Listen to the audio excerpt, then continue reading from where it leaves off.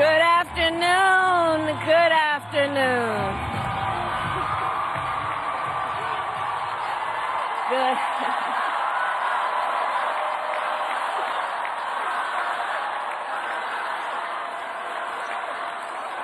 Good afternoon, everyone. Good afternoon. Good afternoon. Good afternoon. Thank you all. Thank you, thank you. Thank you, thank you. So let me say, and I love you back, and I love you back. So let me say, my heart is full today.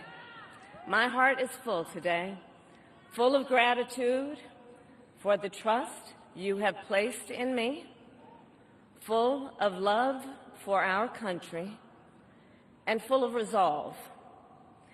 The outcome of this election is not what we wanted, not what we fought for, not what we voted for, but hear me when I say, the light of America's promise will always burn bright. As long as we never give up, and as long as we keep fighting.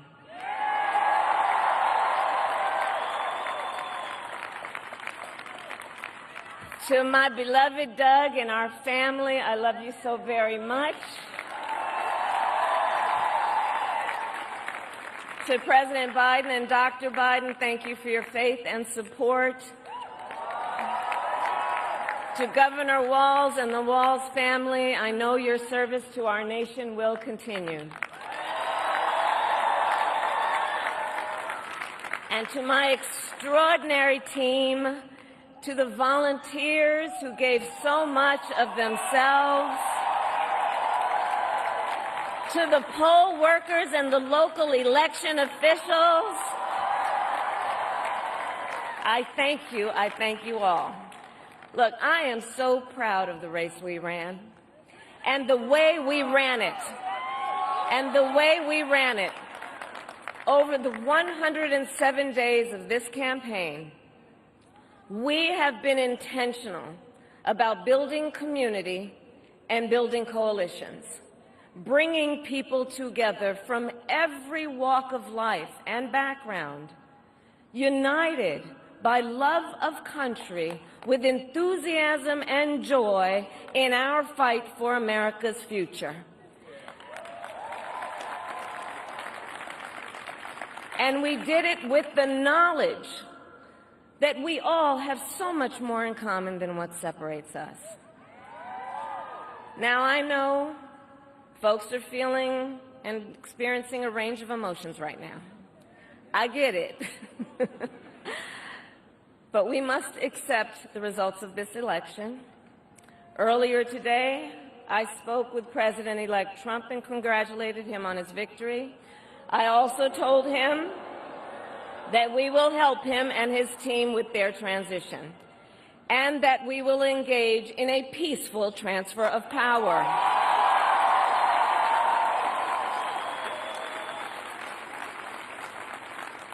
A fundamental principle of American democracy is that when we lose an election, we accept the results. That principle, as much as any other, distinguishes democracy from monarchy or tyranny. And anyone who seeks the public trust must honor it.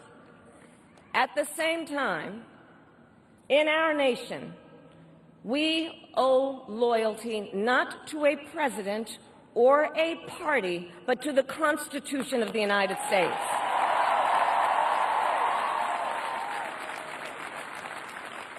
And loyalty to our conscience and to our God. My allegiance to all three is why I am here to say, while I concede this election, I do not concede the fight that fueled this campaign.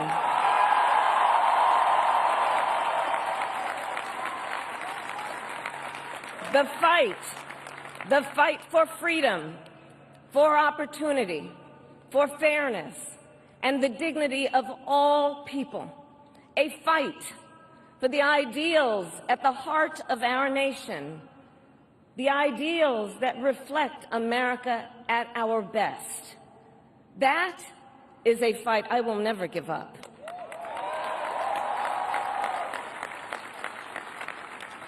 I will never give up the fight for a future where Americans can pursue their dreams, ambitions, and aspirations, where the women of America have the freedom to make decisions about their own body and not have their government telling them what to do.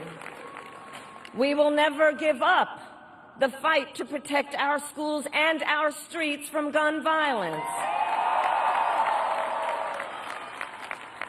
And America, we will never give up the fight for our democracy, for the rule of law, for equal justice, and for the sacred idea that every one of us, no matter who we are or where we start out, has certain fundamental rights and freedoms that must be respected and upheld.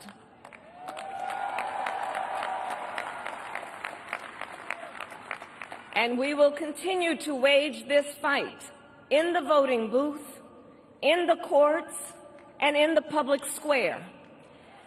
And we will also wage it in quieter ways, in how we live our lives, by treating one another with kindness and respect, by looking in the face of a stranger and seeing a neighbor, by always using our strength to lift people up, to fight for the dignity that all people deserve. The fight for our freedom will take hard work, but like I always say, we like hard work. Hard work is good work. Hard work can be joyful work. And the fight for our country is always worth it. It is always worth it.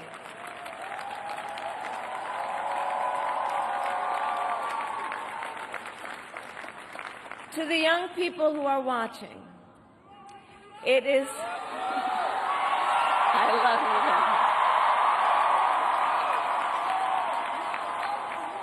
guys. To the young people who are watching, it is okay to feel sad and disappointed, but please know it's going to be okay.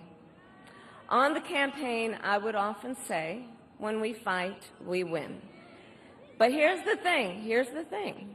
Sometimes the fight takes a while. That doesn't mean we won't win. That doesn't mean we won't win.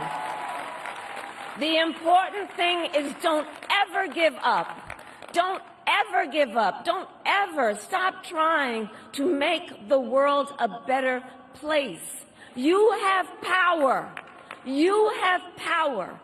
And don't you ever listen when anyone tells you something is impossible because it has never been done before.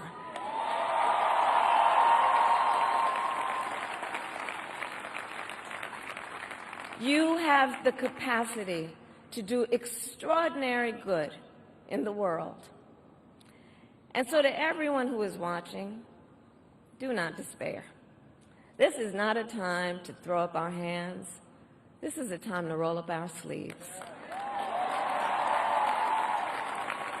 This is a time to organize, to mobilize, and to stay engaged for the sake of freedom and justice and the future that we all know we can build together.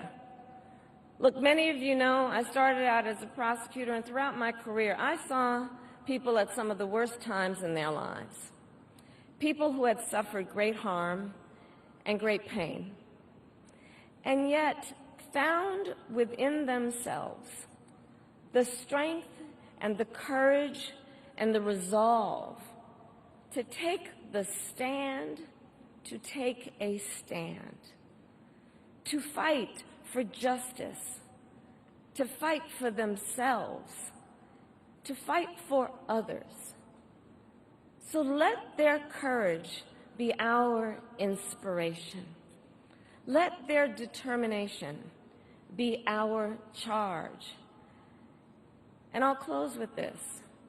There's an adage an historian once called a law of history, true of every society across the ages. The adage is, only when it is dark enough can you see the stars. I know many people feel like we are entering a dark time, but for the benefit of us all, I hope that is not the case. But here's the thing, America, if it is, let us fill the sky with the light of a brilliant, brilliant billion of stars. The light of optimism, of faith, of truth, and service.